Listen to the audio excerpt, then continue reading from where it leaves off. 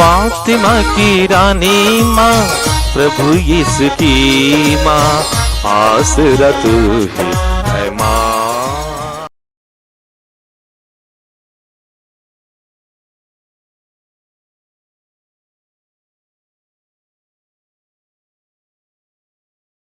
पहला पाठ नबी इज़ेकियल का ग्रंथ, अध्याय 18, पद संख्याएं 1 से 10, 13, 30 से 32 तक। प्रभु की वाणी मुझे यह कहते हुए सुनाई दी, तुम लोग इस्राएल देश के विषय में यह कहावत क्यों दोहराते हो? बाप दादों ने खट्टे अंगूर खाए और बच्चों के दांत खुरदरे हो गए। प्रभु ईश्वर यह कहता है, अपने अस्तित्व की शपथ, कोई भी इस्राएली यह कहावत फिर नहीं दोहराएगा। सभी आत्माएं मेरी ही है, पिता की आत्मा मेरी है और पुत्र की आत्मा भी। जो व्यक्ति पाप करता है वही मरेगा।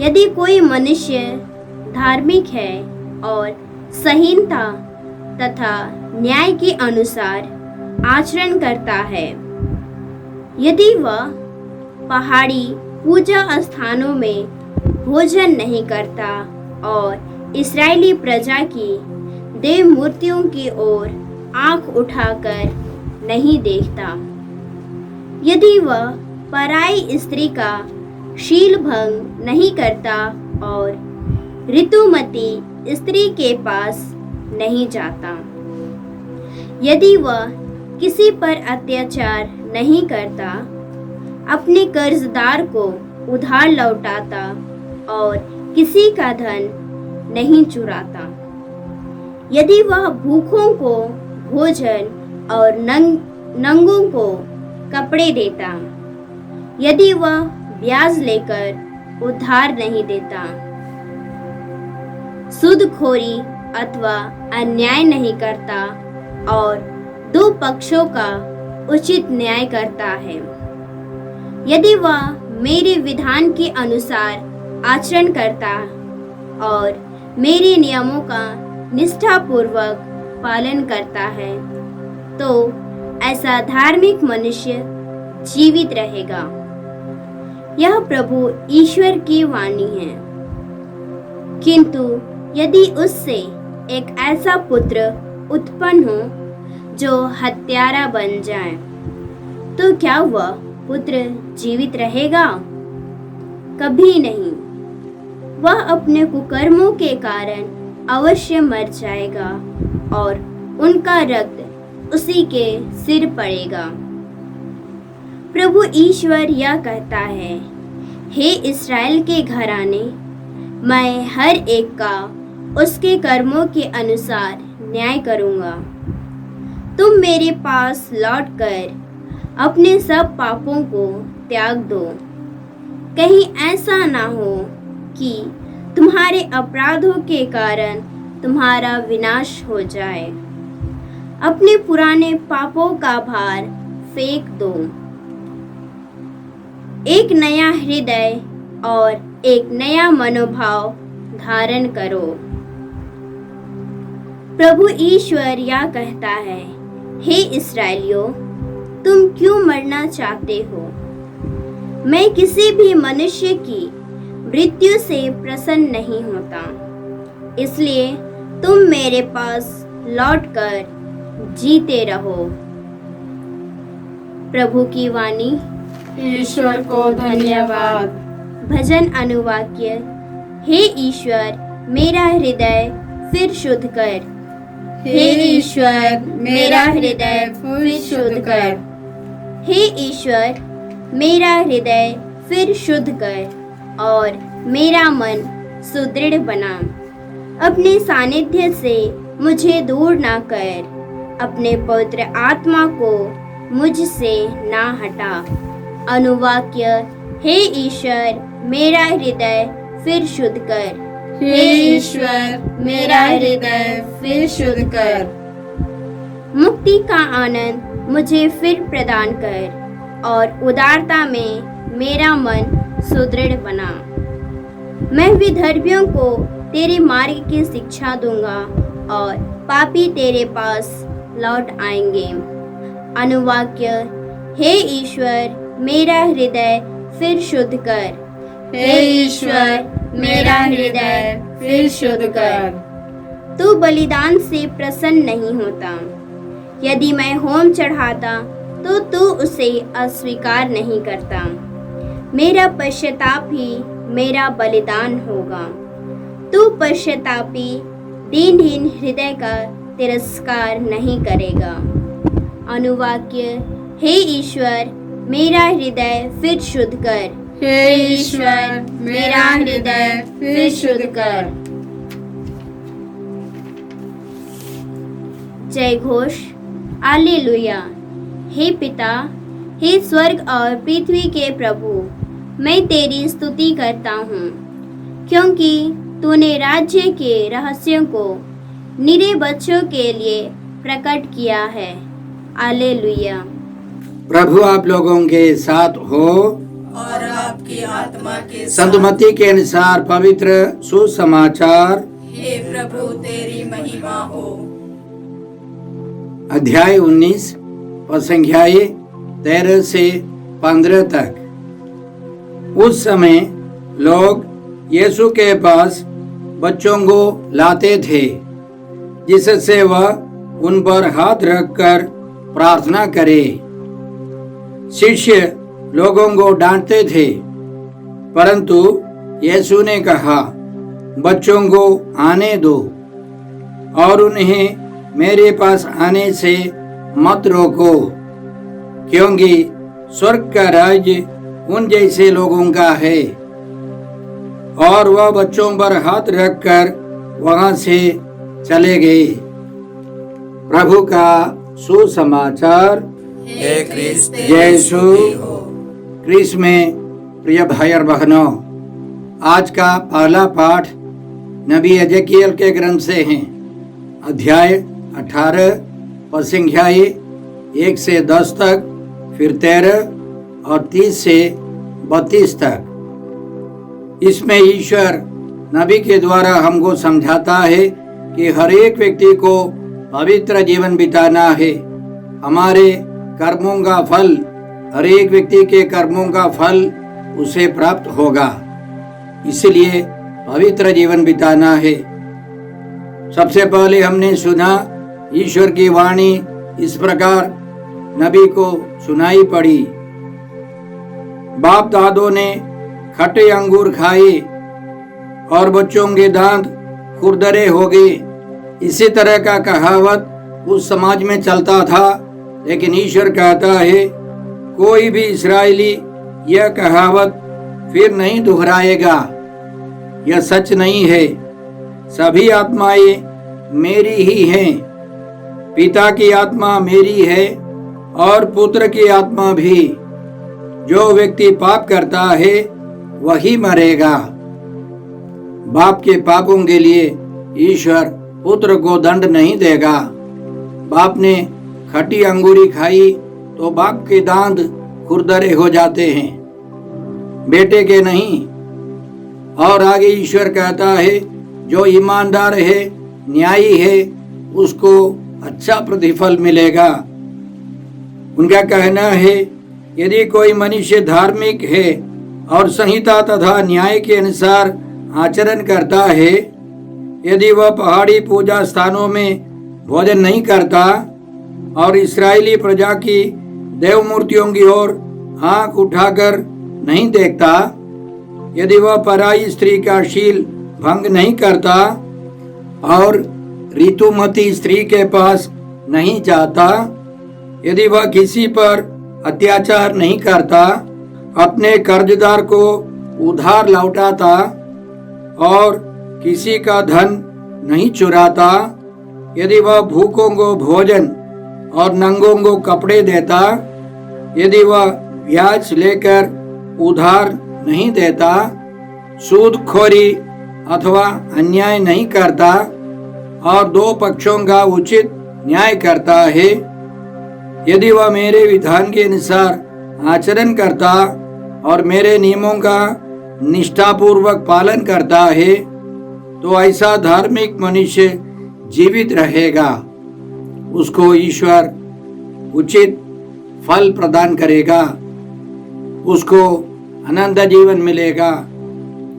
किंतु यदि उससे एक ऐसा पुत्र उत्पन्न हो जो हत्यारा बन जाए तो क्या वह पुत्र जीवित रहेगा? कभी नहीं। वह अपने कुकर्मों के कारण अवश्य मर जाएगा और उनका रक्त उसी के सिर पड़ेगा। बाप अच्छे हैं लेकिन उनके बच्चे खराब हैं। उन बच्चों को उनके बुरे कर्मों का फल मिलेगा, क्योंकि ईश्वर न्यायी है। और अंतिम में ईश्वर कहता है, मैं हर एक का उसके कर्मों के अनुसार न्याय करूंगा। अंतिम में ईश्वर कहता है, मैं किसी भी मनुष्य की मृत्यु से प्रसन्न नहीं होता, इसलिए तुम मेरे पास लौटकर जीते रहो। हमको पापों पर पश्चाताप करना है। यदि हम पापों को छोड़ देंगे, पुण्य कर्मों को करेंगे, ईश्वर से जुड़े रहकर पुण्य कर्म करेंगे, अच्छा करेंगे, ईश्वर हमको इनाम देंगे। यही प्रभु यीशु संत मत्ती के सुसमाचार अध्याय 25 पद संख्या 31 से इस प्रकार कहते हैं, अच्छे लोगों से प्रभु इसी तरह कहेंगे, न्याय के दिन अच्छे लोग प्रभु के दाहिने विराजमान होंगे और बुरे लोग यीशु के बाएं खड़े हो जाएंगे।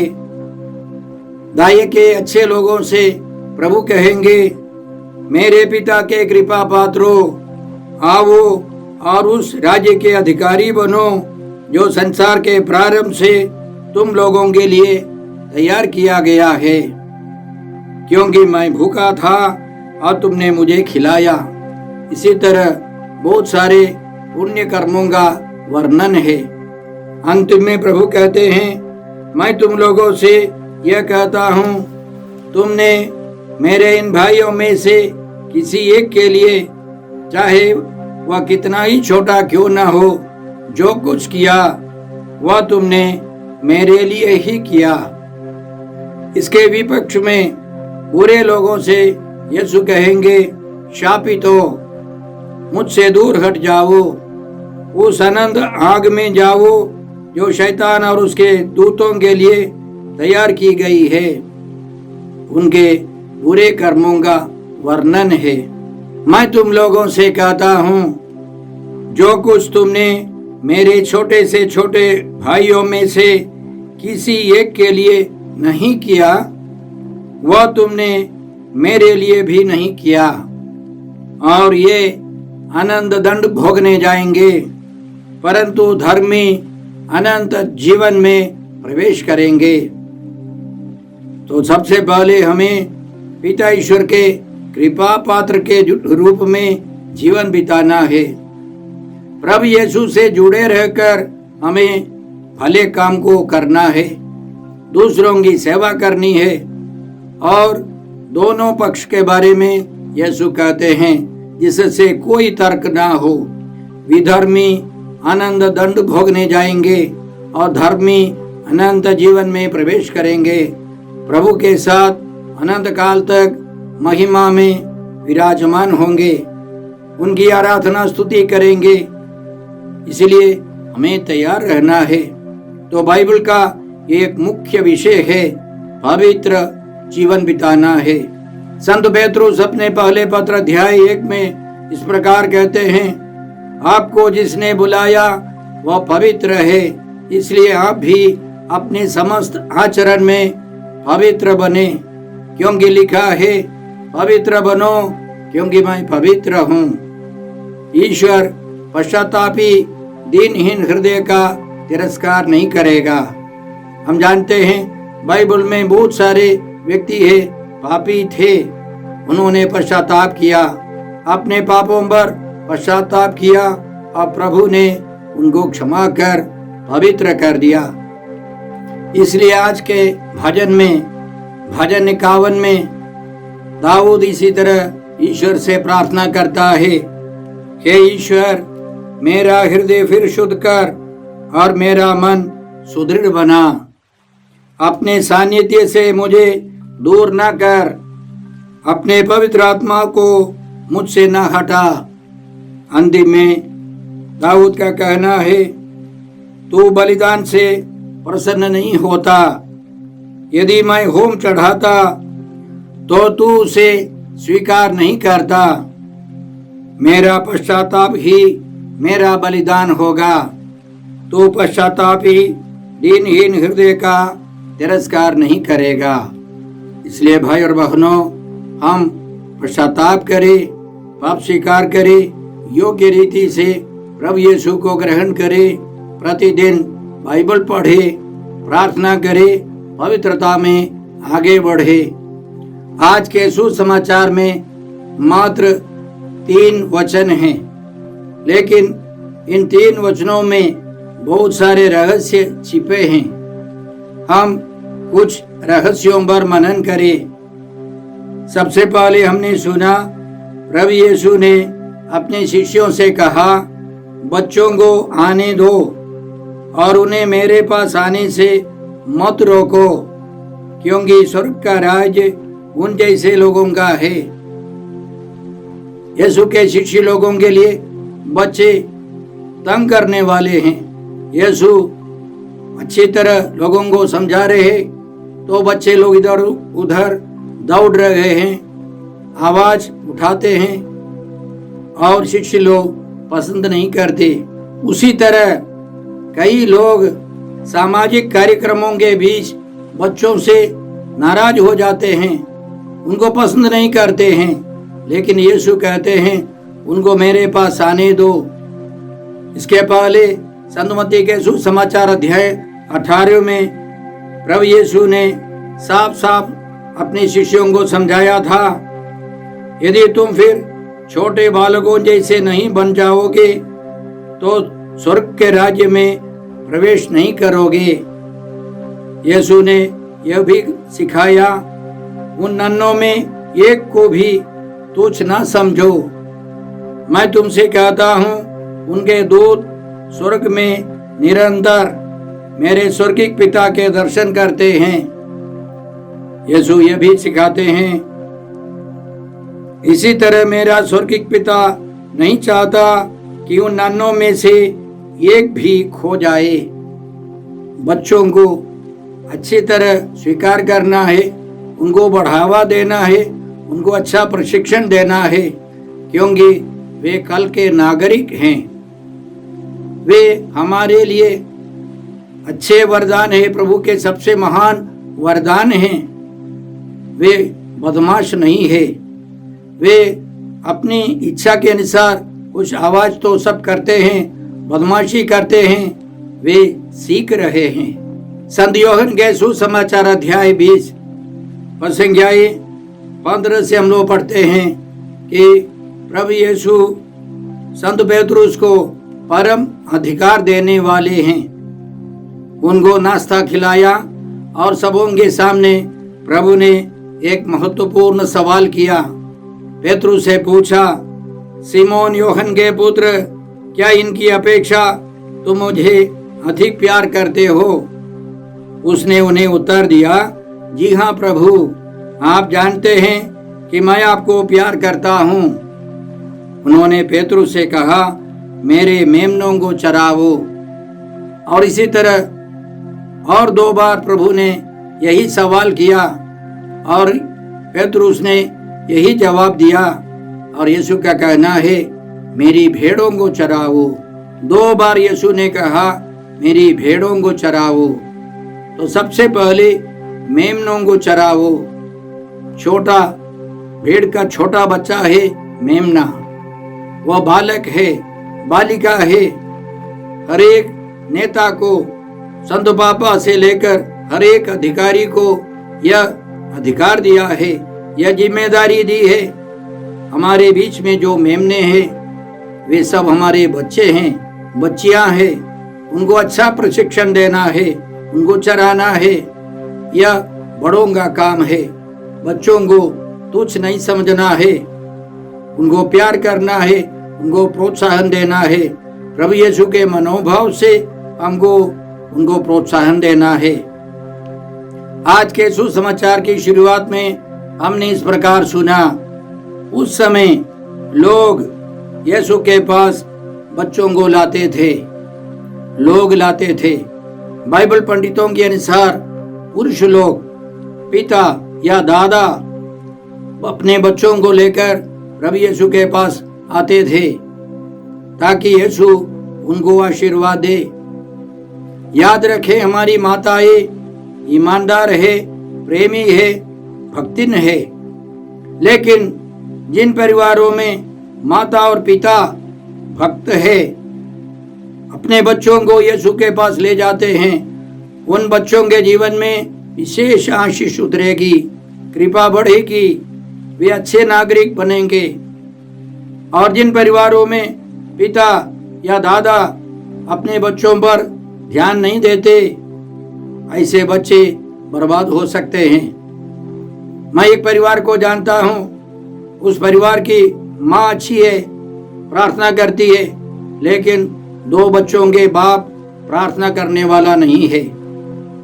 सब कुछ देता था, खाना, भोजन, कपड़े, दवा, शिक्षा, मकान, सब, लेकिन वह आदमी अपने बच्चों को विश्वास नहीं देता था, प्रभु के पास नहीं ले जाता था। कुछ साल के बाद मेरे पास आया और उसने कहा, मैं बहुत दुखी हूँ, मेरा बेटा 4th क्लास में नशीली पदार्थों का सेवन करने लगा, 9वीं क्लास में वो शराब पीने लगा और मैट्रिक पहुँचते पहुँचते वो शराबी हो गया। मैंने उसे लाठी से मारा। मैंने कहा, ये गलती की है, आपने जीवन के लिए, बाहरी जीवन के लिए सब कुछ उस बच्चे को दिया, लेकिन विश्वास नहीं दिया, प्रार्थना करना नहीं सिखाया। विपक्ष में मैं जानता हूँ, एक परिवार, माता पिता अपने बच्चों को प्यार करते हैं, छोटे छोटे बच्चों को हाथ में उठाकर पारिवारिक प्रार्थना के लिए घुटने टेककर माता पिता प्रार्थना करते थे।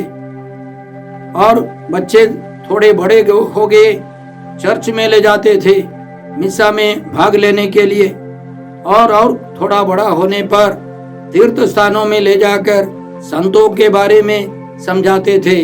और उस परिवार की एक बेटी, 2 बेटियों में एक बेटी धर्म संघी बन गई है, प्रभु की और दूसरों की सेवा में है। दूसरी बेटी शादी करके अच्छी तरह परिवार चलाती है। एक बेटा है, वो भी अपने माता पिता के अधीन रहकर परिवार को अच्छी तरह चलाता है।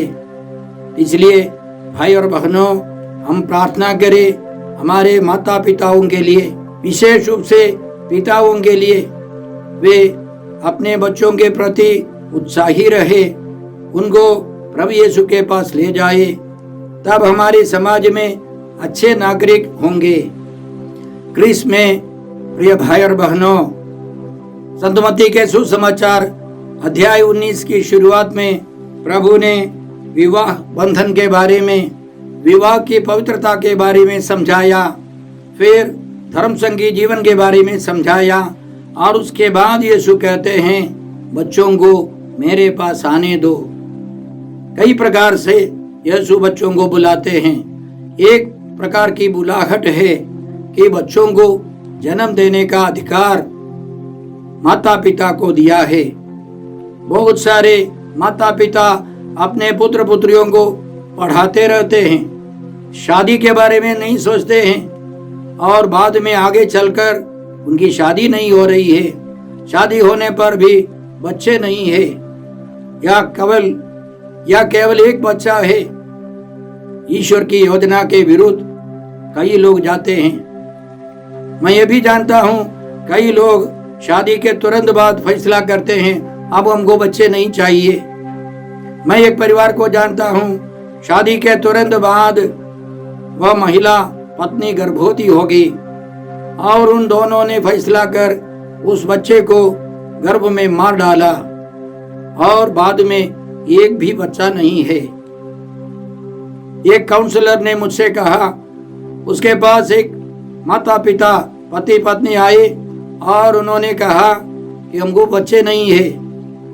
कई साल हो गए शादी के बाद, और उस काउंसलर ने प्रार्थना करके ईश्वर की वाणी सुनाई।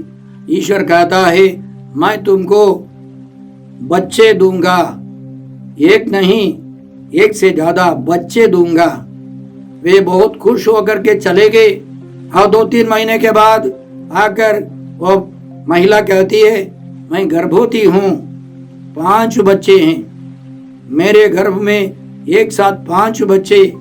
तो उस काउंसलर ने कहा, ईश्वर ने बड़ी कृपा आप दोनों पर दी है, उतारी है, और उन बच्चों की देखभाल कीजिए। 1-2 महीने के बाद वे लोग आकर कहते हैं कि डॉक्टर कहता है कि 5 को बढ़ना अच्छा नहीं है, हम 2 को हटा देते हैं, 3 को रहने दे। ब्रदर, आपका क्या विचार है? उस ब्रदर ने समझाया, नहीं नहीं, ऐसा नहीं करना है, यह महापाप है, ईश्वर की इच्छा के विरुद्ध है। फिर भी कई लोगों की राय लेकर उन्होंने डॉक्टर को अनुमति दी, 2 बच्चों को हटाया और बाकी तीनों उसी दुख में हो, कुछ भी हो, सब मर गए, सब बर्बाद हो गए। तो वे दोनों रो रो कर उस काउंसलर के पास आकर गिड़गिड़ाकर प्रार्थना करने लगे, माफी मांगने लगे, प्रार्थना करने लगे, हम पर दया कीजिए, माफी मांगिए प्रभु से, हमको बच्चे चाहिए। और उस काउंसलर ने कहा, आपने महापाप किए हैं, फिर भी ईश्वर करुणामय है, क्षमा करने वाले हैं। उन्होंने पश्चाताप किया, पाप स्वीकार किया, कई साल बच्चे नहीं थे। पिछली बार मैंने उस काउंसलर से मिला तो उसने कहा, कई साल के बाद प्रभु ने एक लड़की को दिया है, एक बच्ची को दी है, एक बच्ची को दिया है, प्रभु की कृपा है। मान लीजिए एक परिवार में पति पत्नी को ईश्वर की योजना है 5 बच्चों को देने के लिए, सबसे लास्ट, सबसे अंतिम लड़का उनकी देखभाल करेगा। लेकिन उन पति पत्नियों ने फैसला किया, हमको केवल 2 बच्चे चाहिए, बाकी सबों को हटा दिया और अंतिम लड़के को जन्म लेने के लिए मौका नहीं दिया, और पहले 2 बेटे या 2 बच्चे चले जाएंगे और बुढ़ापे में दोनों बैठकर रोएंगे। इसलिए ईश्वर की योजना के अनुसार समय पर शादी होनी चाहिए। जितने बच्चे प्रभु देना चाहता है उतनों को स्वीकार करना है। हमारे यहाँ आने वाले एक व्यक्ति की शादी होगी, मैंने उसको आशीर्वाद देकर कहा, आपको प्रभु याकूब के समान 12 बच्चे दे। वह मुझ पर गुस्सा करने लगा। वो कहता है, मैं 2 को पोसूंगा, बाकी 10 को आप पोसिए। मैंने उसको समझाया, ईश्वर हमको बच्चे देते हैं, उनको खिलाने के लिए, पिलाने के लिए ईश्वर प्रावधान करेगा, हमें विश्वास करना है। एक किसान मुझसे कहता है, शादी के समय मैंने सोचा 2-4 बच्चे होंगे, किसी न किसी प्रकार हम बच्चों को पोसेंगे, पालेंगे। प्रभु ने मुझे 11 बच्चे दिए, लेकिन प्रभु ने मुझे कभी, मेरे बच्चों को कभी भूखमरी में नहीं छोड़ा। हम सबों को भरपेट भोजन प्रतिदिन मिलता था। ईश्वर की योजना है, ईश्वर प्रावधान करेगा। तो आइए हम सबों को फैसला करना है कि हमारा समाज सुधरना है। इस आधुनिक युग में आयशाराम के जीवन के बदले मेल प्रेम का जीवन हम चाहे, उसके लिए परिश्रम करें। हम कृपा मांगते हैं। हे अब्बा पिता, हे प्रभु यीशु, हे पवित्र आत्मा ईश्वर, आज के सारे पवित्र वचनों के लिए हम तुझे धन्यवाद देते हैं और प्रार्थना करते हैं कि हमारे बीच में अच्छे बच्चे हों, पवित्र बच्चे हों, आने वाले दिनों में अच्छे नागरिक हो। हम यह प्रार्थना करते हैं प्रभु क्रिस्त के द्वारा। हमारे प्रभु यीशु क्रिस्त की कृपा, ईश्वर का प्रेम और पवित्र आत्मा का साहचर्य आप सबों को प्राप्त हो। आमीन।